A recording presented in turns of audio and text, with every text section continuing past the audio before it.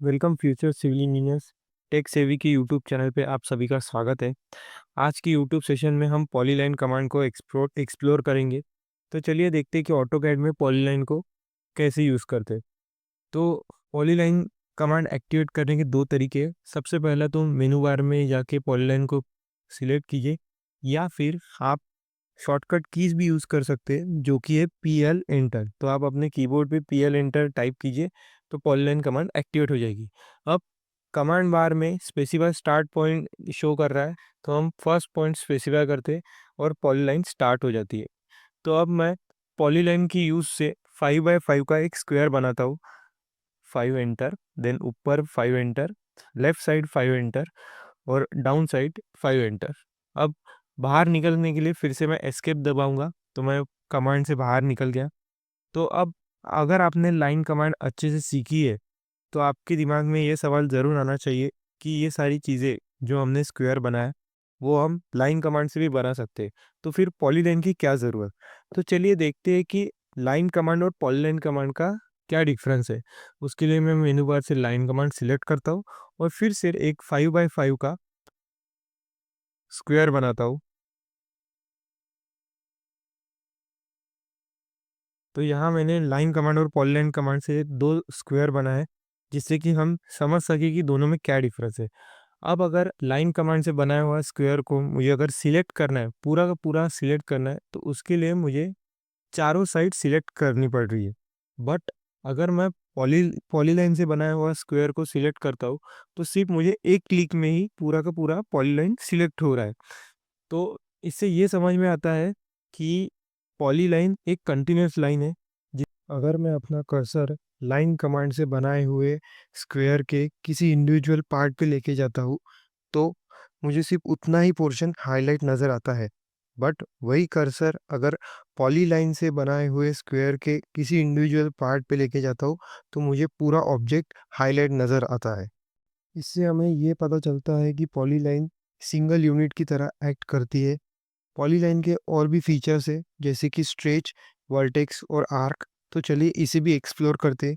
उसके लिए मैं किसी लाइन कमांड से बनाए हुए ऑब्जेक्ट को सिलेक्ट करता हूँ और उसके सेंटर में जाके सेंटर को सिलेक्ट करके स्ट्रेच करता हूँ, तो सिर्फ उतना ही पोर्शन स्ट्रेच हुआ। बट पॉलीलाइन में ऐसा नहीं होता है।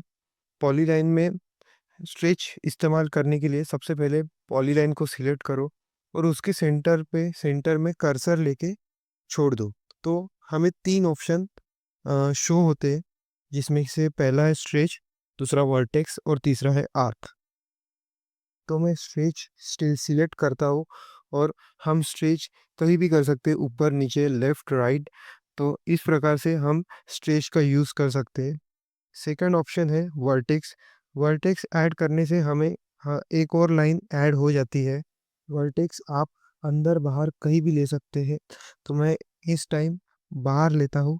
तो आप देखिए कि पहले हमारे स्क्वायर में 4 लाइन्स थे और अभी 5 लाइन हो गए हैं। तो वर्टेक्स का काम है एक लाइन ऐड करना। थर्ड ऑप्शन है आर्क। तो चलिए इसे भी देखते हैं। आर्क सिंपली हमें लाइन को अगर आर्क में कन्वर्ट करना है तो हम उसका यूज़ कर सकते हैं। इस प्रकार से हम तीनों ऑप्शन यूज़ कर सकते हैं। पॉलीलाइन के और भी सब पार्ट्स है जिसे हम एक्सप्लोर करेंगे। इसे मैं डिलीट कर देता हूँ और मेनू बार से पॉलीलाइन को सिलेक्ट करता हूँ।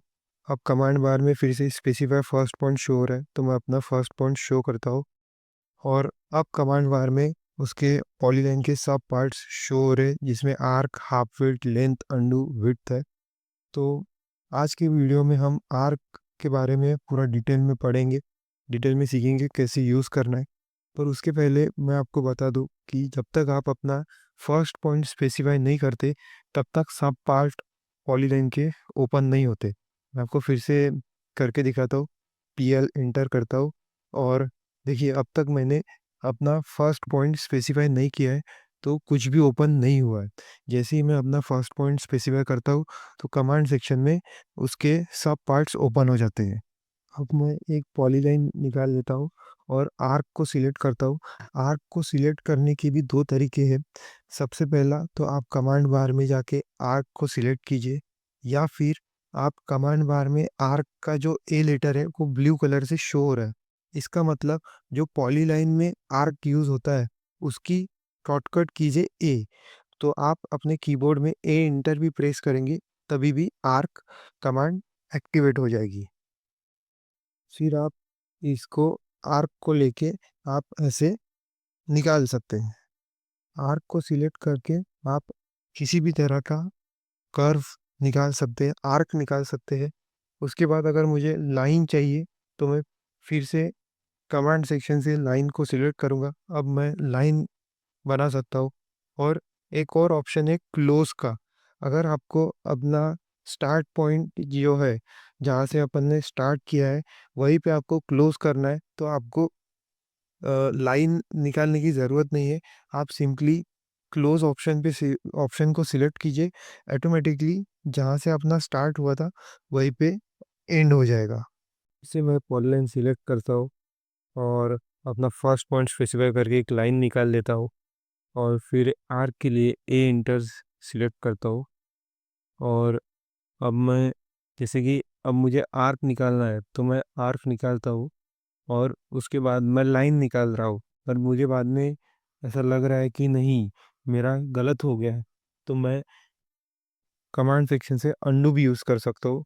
अंडू का मतलब एक स्टेप आप पीछे चले जाओगे, जो आपने निकाला है उससे एक स्टेप पीछे चले जाओगे। तो आप, अगर आपने आपने गलत किया है, तो आप उसको रेक्टिफाई भी कर सकते हो। अगर आपको सेंटर पोर्शन से अगर आर्क निकालना है, तो आप कमांड सेक्शन में सेंटर का ऑप्शन सिलेक्ट करके एक सर्कल का सेंटर लेके भी आप आर्क निकाल सकते हैं। आप कंट्रोल होल्ड करके आप उसका अपोजिट साइड जो रहता है, जैसे कि एक आर्क छोड़ के 360 में से जितना है, उसका जो बाहर का पोर्शन है, वो भी आप प्लेस देख सकते हैं या फिर निकाल सकते हैं। तो इस तरीके से हम पॉलीलाइन को यूज़ कर सकते हैं। मुझे लगता है कि वीडियो बहुत बड़ी हो जाएंगी, तो इसके नेक्स्ट पार्ट में हम और जो बचे हुए ऑप्शंस है, सब पार्ट्स है पॉलीलाइन के, वो भी देखेंगे। तो आज के लिए इतना भी, मिलते हैं नेक्स्ट वीडियो में। अगर आपको कुछ डाउट है, तो आप कमेंट सेक्शन में ज़रूर बताएं।